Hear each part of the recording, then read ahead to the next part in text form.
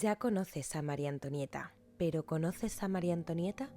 ¿Y si te digo que puedes conocer a este personaje histórico, así como si fuese tu hermana, tu madre o tu mejor amiga, sentirse como ella se sintió, pensar lo que ella pensó, simplemente a través de sus cartas? Bienvenidos chicos, chicas, un día más a Cotilleos de la Corte. En el podcast de hoy vamos a explorar los hechos históricos y vamos a sumergirnos en el fondo más interno de este personaje, de esta mujer, a través de sus cartas, en las cuales se nos muestran sus miedos, sus dudas y por supuesto la humanidad de esta chica. Así que acompáñame a conocer a la mujer detrás de la corona, la que vivió entre el esplendor y la oscuridad.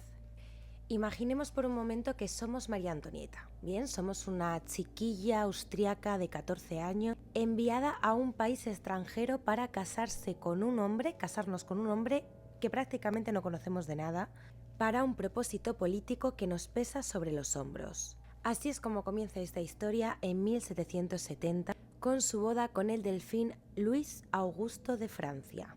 Pero la joven archiduquesa, que había vivido en la comodidad de la corte vienesa, pronto se va a dar cuenta de que su vida no va a ser un cuento de hadas. Y es que en sus cartas, que nos llega a través de las correspondencias de su madre, la emperatriz María Teresa de Austria, María Antonieta ya deja entrever sus sentimientos de soledad, sobre todo de desconcierto. Y en una de ellas dice así: Madre, aquí todo es diferente. No entiendo a la corte francesa, no entiendo sus costumbres. Y lo que más me duele es no poder hablar con mi esposo como esperaba. Él parece tan distante, tan ensimismado, mientras yo me siento perdida en un mundo que no he elegido. 23 de mayo de 1770. Mi querida madre, es con gran emoción que te escribo para contarte sobre mi llegada a este país tan diferente. Todo aquí es grandioso, pero tan extraño para mí. La corte es algo completamente nueva, llena de ceremonias, reglas y formalidades que no comprendo bien. La atmósfera es fría y distante, y aunque todos me reciben con respeto, siento que soy observada por todos, incluso cuando no lo deseo. El rey Luis XVI es tan amable que su naturaleza reservada hace que me sienta aún más sola. Siento que no encajo del todo en este mundo, pero haré todo lo posible para ser una buena esposa para él. Versalles es majestuoso, pero extraño. Te ruego que me ayudes con tus consejos. 15 de febrero del 1771. Querida madre, la corte está llena de gente que siempre está pendiente de cada uno de mis movimientos. Cada gesto, cada palabra es observada y juzgada, y aunque intento comportarme con dignidad, me siento muy incómoda. Todo es tan rígido aquí, y la vida en Versalles está dominada por las apariencias y las normas. El rey Luis XVI es siempre respetuoso y cariñoso, pero no es un hombre de muchas palabras. Aunque su carácter me atrae, a veces me siento aislada. La gente me dice que debo adaptarme y aprender los modales de la corte, pero es muy difícil, y cada día me siento más distante de todo lo que conocía en Austria. En sus cartas también podemos observar la relación que tiene con su nuevo esposo Luis XVI. Mi querida madre, después de un año en Francia, sigo enfrentándome a muchas dificultades. Luis XVI es un buen hombre, muy amable, pero su carácter es tan reservado que a veces me siento distante de él. No hay mucho que pueda compartir, pues él es muy serio y todo su tiempo está ocupado con responsabilidades del reino. La corte está llena de expectativas sobre mí, y aunque trato de cumplir con mis deberes, me siento como una figura observada. No quiero que me malinterpreten, ya que lo respeto profundamente, pero a veces me siento más como una figura pública que como una esposa. 30 de agosto del 1775. Mi querida madre, la corte es siempre un campo de intrigas y chismes. He dado a luz a una hija, y aunque me alegra profundamente, sé que todos esperaban un varón. El rey está tan preocupado por las tensiones que nos rodean, pero sigue siendo tan amoroso conmigo. Siento que siempre estamos bajo la mirada crítica de todos, y eso me hace sentir muy incómoda. A pesar de todo, mi corazón está lleno de amor por Luis, pero la presión de la corte me está desgastando. Intento hacer lo mejor posible, pero siempre tengo la sensación de que estoy siendo observada y juzgada. Estas cartas son tremendamente interesantes porque no solo podemos entender el sentimiento de María Antonieta de echar de menos Austria, ¿no? De echar de menos su cultura, su familia, sino que también entendemos que está en un mundo bastante complejo. Es que Versalles era una corte compleja, era una corte, como ella dice, llena de intrigas, de nobles, del qué dirán, del qué pensarán. Y ella no solo se enfrenta a todas esas perspectivas, sino que además es que es austríaca. Es que es una mujer que viene de fuera, no es una niña que viene de fuera, que está con un hombre que, aunque es amable y la trata bien, pues tampoco hace nada por integrarla, ¿verdad?, en esta corte. Y aquí vamos a empezar a entender también cómo ella tiene responsabilidades sobre su espalda y la más importante de ellas es dar un heredero a Luis XVI. 9 de agosto del 1776. Mi querida madre, la corte sigue presionándome constantemente para que tengamos un heredero. Luis XVI es tan comprensivo y dulce, pero no puedo evitar sentirme culpable por no haber dado un hijo varón al reino. A veces me siento triste por no cumplir con las expectativas y las insinuaciones de los cortesanos sobre el tema se está volviendo insoportable. Luis sigue siendo cariñoso, pero siento que la falta de un heredero nos está separando. La corte no deja de hacer preguntas y aunque trato de mantener la calma, me siento bajo una tremenda presión. 16 de marzo de 1779. Querida madre, me siento tan angustiada. La corte no deja de presionar, y aunque el rey sigue siendo dulce conmigo, veo que su preocupación por la falta de un heredero nos afecta a ambos. Siento el peso de no haber cumplido con las expectativas del reino, nos separa aún más. Luis XVI me apoya, pero no sabe cómo aliviar el dolor que siento. La corte no para de hacer comentarios, y aún no sé cómo soportar esta presión. Mi corazón está lleno de amor por él, pero me siento sola en medio de todo esto. Y hay que ser realistas, el matrimonio con Luis XVI no era lo que ella se había esperado. Y aunque se querían, la relación entre ellos siempre fue distante. Más distante que pasional. Luis XVI, un hombre tímido y reservado, no pudo brindarle lo que María Antonieta necesitaba o esperaba. Y el pueblo, que veía en ella una figura distante también y extravagante, comenzaba a murmurar sobre su actitud y sobre sus costumbres. La empezaban a tachar de caprichosa. Querida amiga, los días parecen interminables y todo el mundo me observa. Lo que me hace más daño es saber que el pueblo me culpa por todo lo que está mal en Francia. Dicen que soy derrochadora, que no me importa nada, pero ellos no saben lo que se siente estar aquí atrapada, rodeada de gente que nunca me ha entendido, esperando que sea perfecta. No soy perfecta, amiga mía, pero ¿acaso no soy humana? Esta carta es tremendamente interesante porque nos revela una faceta escondida de esta reina, que era una mujer consciente de su imagen pública y una mujer también afectada por esta crítica tan dura, ¿no? La Madame Déficit, que es como la llamaron, un juego de palabras, ¿no?, entre el déficit del gasto económico que suponía y de déficit, haciendo como una especie de burla a su intelecto, era la mujer de la que más hablaban en la corte. Los pasillos estaban inundados con cotilleos sobre María Antonieta, y no solamente era una imagen construida por la propaganda, sino que era un reflejo real de las presiones que tenía. Además, las constantes intrigas, el rechazo público, el rechazo del pueblo, hacía que María Antonieta realmente nunca pudiese descansar de su posición. Ni con su marido, ni con la corte, ni con el pueblo. Estaba fuera de lugar en cualquier espectro de su vida. Y esto hizo que a medida de los años la reina se refugiase muchísimo más en un pequeño círculo mucho más cercano, como la duquesa de Polignac, que se convertiría en una de sus únicas amigas dentro de la corte. Versalles, 10 de marzo de 1780. Querida madre, la corte de Versalles está llena de rumores y de malestar. Los nobles se pelean entre ellos por el poder y el pueblo se siente cada vez más descontento. Francia está en una crisis financiera y siento que la situación se está volviendo insostenible. Luis XVI está intentando tomar decisiones sabias, pero la presión política es enorme. Yo trato de apoyarlo, pero a veces me siento completamente impotente. Hay tantas voces que reclaman lo que no se tiene y las tensiones aumentan. A pesar de todo, sigo esforzándome por cumplir con mis deberes y ser una buena esposa y madre, pero me siento más vulnerable que nunca. Francia está cambiando y temo que el futuro sea incierto para todos. Y es que la corte de Versalles, aunque llena de lujo y siendo una pompa, También era un lugar donde las intrigas y las tensiones sociales y la vigilancia continua de los nobles hicieron que la vida de la reina fuese muchísimo más difícil. Estas cartas son documentos históricos verdaderamente importantes, no solo para conocer el sentimiento más profundo de una mujer como puede ser María Antonieta, que también os digo, es que yo leyendo estas cartas, la situación de ella, o sea, yo no sé quién no se tira por un balcón, la verdad, siendo esta mujer. Pero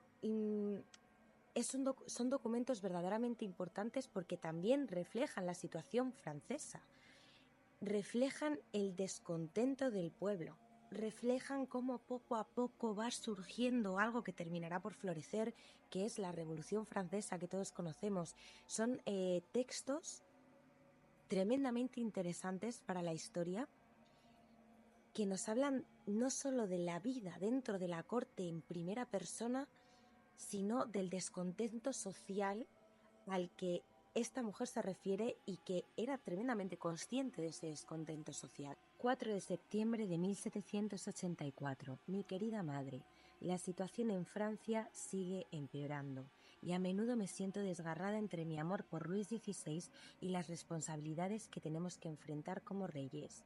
El pueblo está cada vez más descontento. Y aunque Luis sigue siendo un hombre de gran bondad, la presión que ambos estamos viviendo está afectando nuestra relación. A veces siento que la carga de ser reina es tan grande que no tengo tiempo ni espacio para ser su esposa como quisiera. La corte está llena de rumores y la desconfianza se ha infiltrado incluso entre nosotros. Luis se muestra tan serio, tan preocupado por el futuro, que me temo que la distancia entre nosotros crece. Mi corazón está lleno de amor por él, pero las circunstancias nos están separando. Mis pensamientos están con ustedes y ruego por la fortaleza para seguir adelante. Y que es verdad que si profundizamos, María Antonieta realmente no está tan preocupada por el pueblo. No, está preocupada por, o al menos esto ya es mi opinión personal, está preocupada por cómo el descontento del pueblo interfiere de forma directa en su matrimonio y con el amor de Luis XVI. También hay que entender que María Antonieta era una mujer. María Antonieta era una chica a la que sacaron de su casa, que se llevaron a un país extranjero, que no sé si quería ser reina o tenía pretensiones de ser reina, pero desde luego es el papel que le tocó, por el que nació y al que le habían condenado, por así decirlo, y que desde su perspectiva más frívola y más personal, su preocupación principal era que su marido la quisiera. Y no solo que su marido la quisiera, sino se daba cuenta de que todo lo que estaba sucediendo a su alrededor afectaba de forma directa a que su marido la quisiera. No sé si me explico. 18 de julio de 1791. Mi querida madre, el futuro parece cada vez más sombrío. La revolución ya ha comenzado a hacer sentir su peso en toda Francia.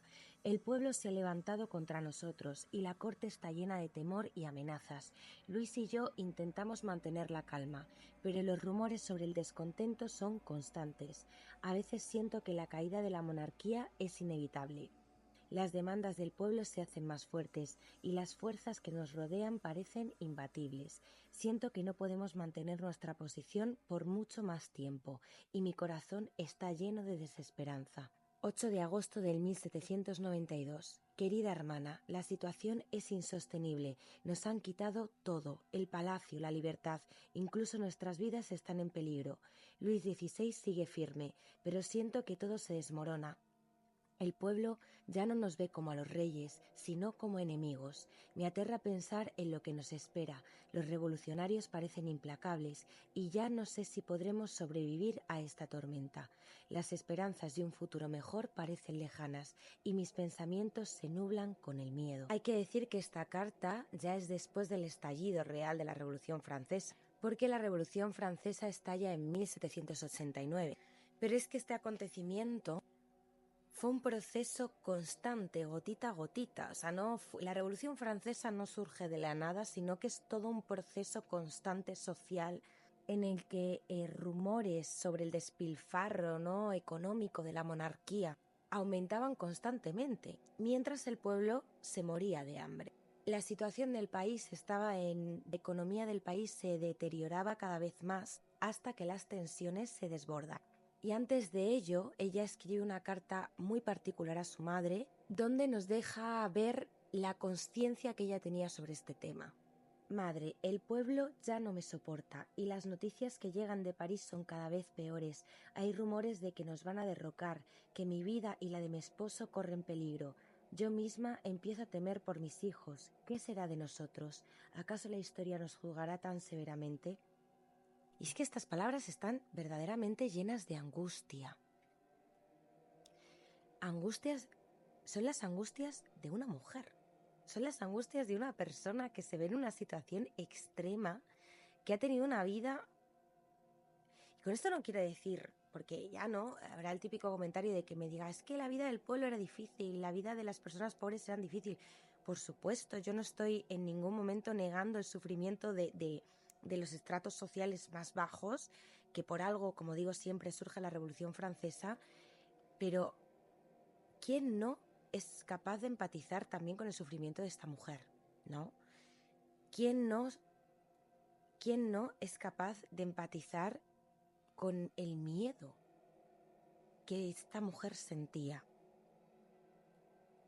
Porque estas palabras, como digo, están llenas de angustia y es muy diferente de la figura, de la imagen que se nos ha dado de ella en los libros, que se nos muestra como una reina totalmente indiferente al sufrimiento de su pueblo. Realmente su miedo era palpable y la responsabilidad que ella sentía por la seguridad de su familia, en concreto de sus hijos, la oprimía el corazón. Ya en 1791, después de un intento fallido de los reyes para huir de Francia, María Antonieta y su familia fueron arrestados. Fueron encarcelados en el templo. Durante este tiempo las cartas ya se volvieron escasas por situaciones obvias, pero conservamos alguna como esta. 17 de agosto de 1792.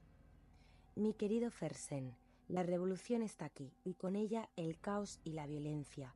La familia real ha sido prisionera y el pueblo está furioso. Los revolucionarios no nos dan descanso y los horrores que estamos viviendo son indescriptibles. Cada día que pasa es una angustia nueva y el futuro parece tan incierto. A pesar de todo, trato de mantenerme firme por mis hijos y por Luis, pero el miedo es constante. Espero con desesperación una oportunidad para escapar, aunque sé que es un sueño lejano. Si solo pudiera sentir que hay algo o alguien que nos salve, pero la esperanza se desvanece cada vez más. Te ruego que tengas cuidado, mi querido amigo. La situación es peligrosa para todos. Siempre te estaré agradecida por tu valentía y por tu apoyo. 5 de septiembre de 1792. Querida amiga y hermana, cada día me siento más agotada por la tensión de la situación. Los días son largos y llenos de incertidumbre, pero encuentro consuelo en mis hijos. Son ellos quienes me dan fuerza para seguir adelante. El rey está decidido a mantenerse firme, pero sé que la amenaza que enfrentamos es grave. El pueblo se ha levantado contra nosotros y temo que pronto nos arrebate todo lo que amamos. Mi corazón está lleno de dolor, pero tengo la esperanza de que este sufrimiento pronto termine. Nos aferramos a la fe y a la esperanza, pero la situación es cada vez más oscura. Mis pensamientos están contigo, querida. Que la paz y la serenidad te acompañen siempre. Como podemos ver en estas cartas como podemos ver en estas últimas cartas, es muy recurrente la idea de María Antonieta, el temor que María Antonieta tiene hacia la seguridad de sus hijos. O sea, podemos ver durante todo este recorrido que María Antonieta sufría de forma directa, sobre todo por sus hijos, que por cierto no lo he dicho, pero tuvo 4 hijos y sí que dio luz a un varón, que le preocupaba tantísimo, ¿no verdad?, en su momento no tener un hijo varón. Fíjate que al final fue el menor de los problemas de esta mujer. Ella se preocupaba tremendamente por sus hijos porque fue una magnífica madre. Y esto es destacable porque porque la historia de la monarquía era muy normal que las reinas no se encargasen de sus hijos. En muchas ocasiones ni siquiera los niños vivían con las reinas, los tenían y en muchas ocasiones, no digo en todas, ahí que los mandaban al exterior, ¿no? Y no se hacían cargo de ellos, pero sin embargo María Antonieta fue una madre atenta, una madre cariñosa y una madre preocupada por la seguridad de sus hijos. Y esto se ve muy bien también en una carta que le manda el emperador Leopoldo II, su hermano. Lo que más me duele es saber que mis hijos vivirán en la miseria, sin el título que les corresponde, sin la seguridad que les prometí. Mi amor por ellos es lo único que me queda, y a pesar de todo sigo esperando que un milagro ocurra. A mí no me importa mi destino, pero les ruego que protejan a mis hijos. Y esta carta es una de las más trágicas, yo creo, porque no solo refleja la aceptación de su destino, porque en el fondo ella ya sabía lo que iba, sino que también refleja el dolor de una madre que se veía incapaz de proteger a sus hijos. Una madre que se veía con las manos atadas, que habiendo sido reina de Francia, no era capaz de proteger a sus hijos, que en verdad eran seres inocentes que no tenían la culpa de absolutamente nada. Y es imposible no sentir la vulnerabilidad de la reina ante la inminente amenaza de muerte. ¿Y de Luis? Y yo me pregunto, ¿y de Luis? ¿Y de su esposo? ¿María Antonieta se acordaba de su esposo en esa situación? Pues sí que tenemos una carta de ella escrita por María Antonieta cuando ya estaba en prisión, y en esta carta, que fue dirigida a su esposo, quien ya había sido ejecutada poco antes, María Antonieta expresa su dolor y sobre todo su desesperación, pero también su amor y devoción por él. La carta es muy breve y está llena de sentimientos personales, y en ella lamenta no haber podido cumplir su deber, el deber de haber estado junto a él como esposa en momentos tan difíciles. Y aquí tenemos uno de los fragmentos. Tú, a quien amaba con todo mi corazón, adorado esposo, te dejo a mi vez este testimonio de mi más profundo amor. No es más que una despedida, un adiós que espero que en algún lugar me escuches, mi querido Luis. La carta realmente no tiene más detalle, pero el contexto es realmente una despedida de amor y de angustia, porque hay que entender que María Antonieta en ese momento ya se enfrentaba a una futura ejecución. 12 de octubre del 1793. Querida hermana, mis días aquí se desvanecen en la oscuridad. No sé cuánto más me queda, pero mi corazón está lleno de amor por mis hijos. Sé que no podré verlos crecer, pero espero que algún día encuentren la paz que Francia ya no tiene. El futuro ya no me pertenece. Siento que la guillotina será mi destino y ruego por la salvación de mi alma. No temo, pero mis pensamientos siempre estarán con ustedes. Tristemente llegamos al 16 de octubre del 1793, porque este día María Antonieta, alguna vez conocida como reina de Francia, se va a enfrentar a su destino final, y con la mano temblorosa mientras su corazón latía con fuerza, escribió: queridísima cuñada, a quien escribo por última vez, acabo de ser condenada no a una muerte vergonzosa, pues solo lo es para los criminales, sino a reunirme con su hermano. Como él, soy inocente y espero mostrar la misma firmeza que él en estos últimos momentos. Estoy tranquila, como lo puede estar alguien cuyo corazón está destrozado. Me duele abandonar a mis pobres hijos. Usted sabe que solo para ellos me resignaba a vivir, pero ya no soy más que una infeliz, y espero que algún día, cuando sea mayor, se reunirán con ustedes y sentirán todo el amor que siempre les he tenido. Les dejo mi último pensamiento. No puedo escribirles, no lo permitirían, y no sé siquiera si esta carta les llegará. Que se acuerden de mis últimas palabras. Por favor, no busquen nunca vengar mi muerte. Adiós, mi buena y tierna hermana. Ojalá esta carta llegue hasta usted. Piense siempre en mí. La abrazo con todo mi corazón, al igual que a mis pobres e inocentes hijos. Dios mío, qué dolor dejarles para siempre. Adiós, adiós, María Antonieta. Y aunque sus palabras son firmes y duras, por dentro el temor la carcomía.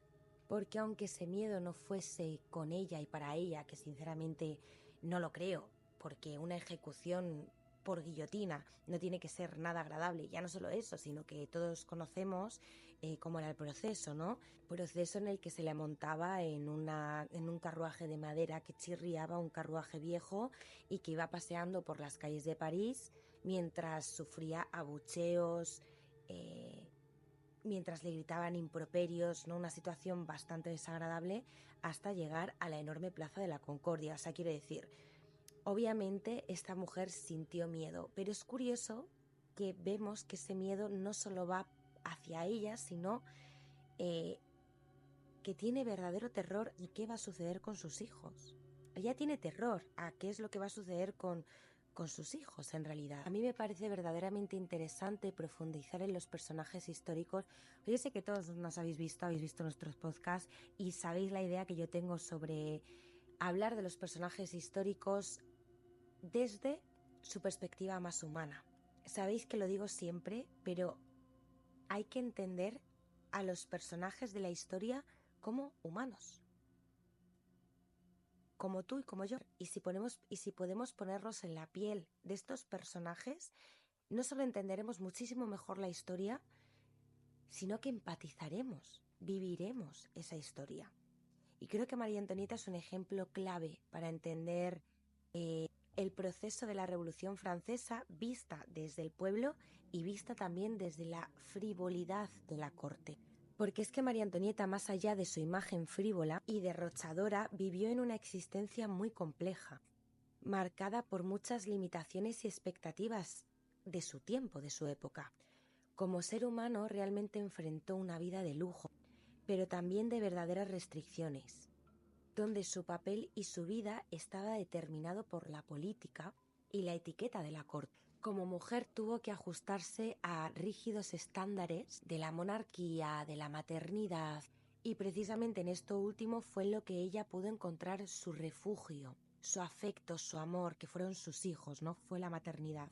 Dentro de este bucle tan oscuro de la corte de Versalles, como hemos podido entender en sus primeras cartas en las que ella se sentía fuera de lugar, la maternidad, sus hijos, fue su máximo apoyo, el máximo apoyo de esta mujer. Como madre se entregó con devoción a sus hijos, protegiéndolos siempre en la medida de las posibilidades que tenía, especialmente en los momentos más críticos como fue la Revolución Francesa. Sin embargo, es cierto que la historia la ha juzgado con muchísima dureza, reduciéndola a una figura frívola y superficial, cuando en realidad su extravagancia no era superior a otros miembros de la realeza y de la corte.